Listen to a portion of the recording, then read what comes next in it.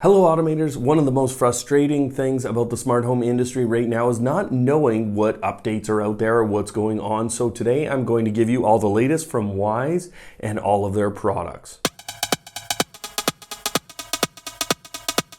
It always blows me away how much Wyze is actually doing in the smart home industry. I mean, they're a relatively small company, but they are putting out a ton. And the first thing to talk about this week is the new person detection capability that Wyze has made available for the Wyze Cam V2 and the Pan. Now, both of those devices, through a free update, are capable of showing you only notifications based off of personal detection, so an actual person. Now, the way you can actually get to that is through the Wyze app. When you go down to the account section and you go to Wyze service, you will see the new person detection capability. So you're able to, per camera, turn on this person detection. It is a service being powered by a company called Xnor. From there, when you actually head into the settings per camera that you've turned this on for, you can look in the notifications section and you will see that person detection is one of the notifications that you can turn on or off.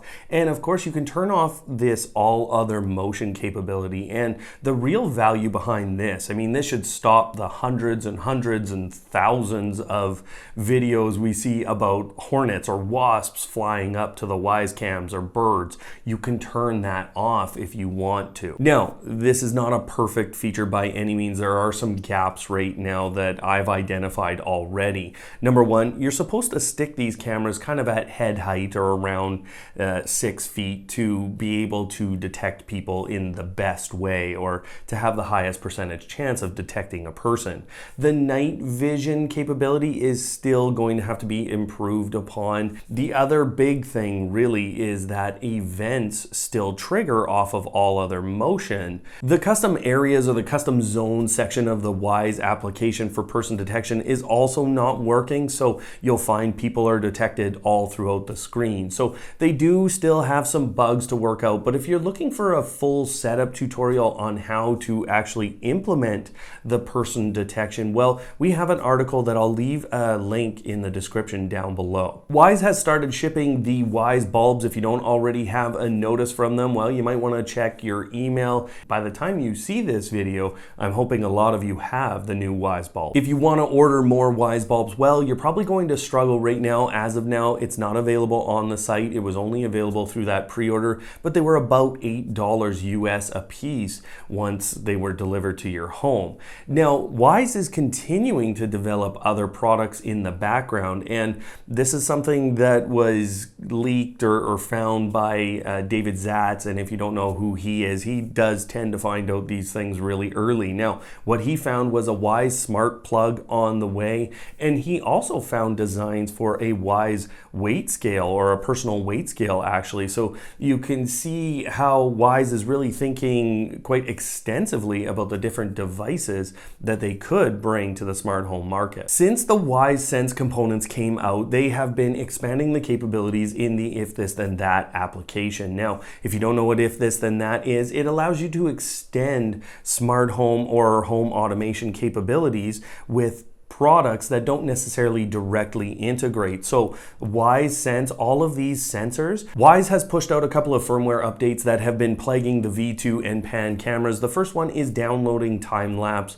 This was failing for a lot of people. As you went and tried to download time lapses, it just basically said the clip wasn't available. That has now been fixed in the latest push of firmware. And you'll also find one of the biggest issues with the Wyze Sense is that the bridge will stop working sometimes on a reboot or an update of the device. That should no longer happen. Some updates to the iOS application, very important stuff here. The Wyze Bulbs have been added as a new product. You're capable of adding those when you get them and they're in your home. You'll also find the ability to add a number of different shortcuts, including shortcuts with those Wyze Bulbs. Now, the last thing you'll also find is that thumbnails are showing up. So a little image is showing up with the notification on your iOS device. Now let me go ahead and actually show you the shortcuts capability here, because we are getting quite the list of shortcuts. So I'm going to create a new shortcut, and I'm going to go into actions and just create a new action. Now